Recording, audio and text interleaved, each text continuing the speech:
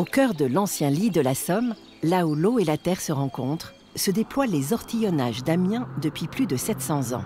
Un trésor naturel qui fait la richesse de la région. Nous sommes aux portes d'Amiens, dans le site des ortillonnages, au milieu de son réseau de canaux de plus de 65 km. On a un paysage qui est assez diversifié. On a à la fois des terres maraîchères qui vont ressembler plus à des champs, des espaces de jardin qui occupent à peu près une centaine d'hectares, à peu près la moitié de la surface. Donc c'est des petites cabanes avec des pelouses. Vous avez aussi quelques jardins potagers.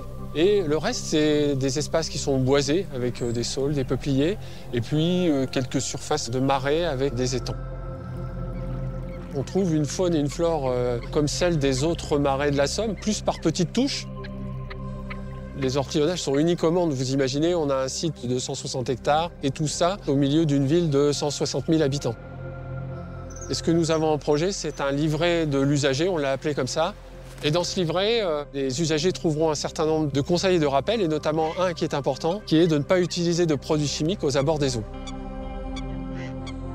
Je suis convaincu que l'avenir des ortillonnages se trouve dans l'équilibre entre les différents usages, le développement du tourisme, toujours les activités de jardinage, l'activité maraîchère qui se relance, et je n'en doute pas, une biodiversité qui saura tirer son épingle du jeu.